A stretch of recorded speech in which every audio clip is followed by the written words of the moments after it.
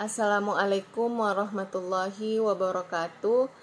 Raditu billahi robban wa bil islami dina wa bi muhammadin nabiyya wa rasula. Rabbi shrahli sadari wa yassir li amri wahlul 'uqdatam min lisani yafqahu qawli. Perkenalkan, nama saya Anissa Febianti dengan NPM 091058 0419 014.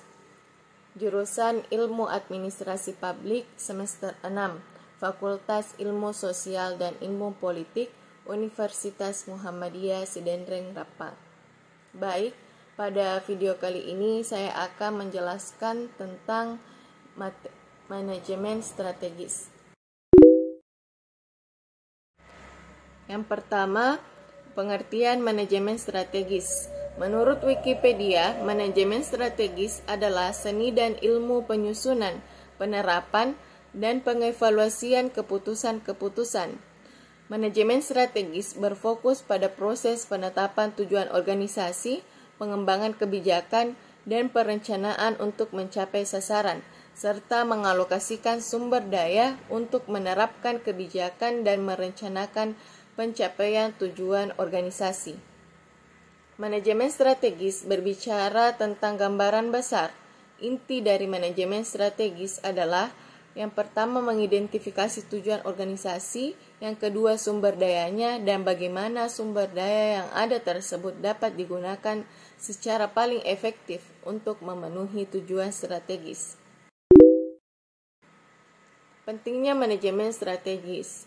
Lingkungan dunia yang mengalami perubahan seperti globalisasi, kontrol masyarakat, dan pengembangan teknologi memberikan dampak bagi perkembangan suatu negara atau perusahaan.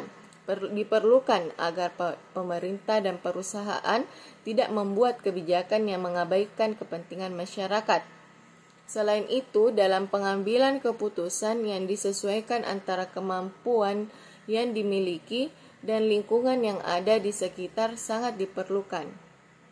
Manajemen strategis ini bergantung pada pemahaman manajer mengenai pesaing pasar, harga, pemasok, distributor, pemerintah, kreditor, pemegang saham, dan pelanggan. Harga dan mutu dari produk jasa perusahaan harus dapat bersaing di seluruh dunia, bukan hanya di pasar lokal. Setiap organisasi bisnis dihadapkan pada dua jenis lingkungan, yaitu yang pertama internal dan eksternal, di mana kedua lingkungan tersebut memerlukan pemuasan berbagai pihak yang berkepentingan. Pada lingkungan internal, secara internal, manajemen dihadapkan kepada tuntutan dan pemuasan kepentingan berbagai pihak, seperti para manajer tingkat rendah, para pemegang saham, serta para karyawan dan karyawati organisasi. Kelompok internal yang berkepentingan adalah para anggota organisasi yang bersangkutan. Ketika para anggota organisasi masuk ke perusahaan, mereka membawa serta berbagai hal seperti pengetahuan keterampilan, pengalaman, bakat, pengalaman, latar belakang sosial, kepribadian, sistem nilai, harapan, dan beraneka ragam kebutuhan, baik yang sifatnya kebendaan maupun yang bersifat sosial, psikologis, mental, dan intelektual.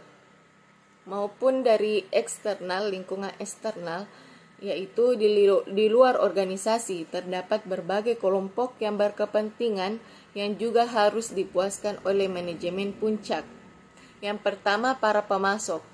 Perusahaan memerlukan keberadaan pemasok yang dapat diandalkan dalam arti mampu menyediakan bahan yang diperlukan dalam jumlah yang sesuai dengan permintaan perusahaan dengan mutu tinggi, tepat waktu, dan teratur dalam penyerahannya. Kedua, para distributor dan agen. Para distributor dan agen menjadi salah satu pihak yang berkepentingan karena mereka turut berperan dalam mengunggah minat dan animo para warga masyarakat terhadap produk tersebut. Ketiga, pemerintah sebagai pemegang kekuasaan dan wewenang pengaturan.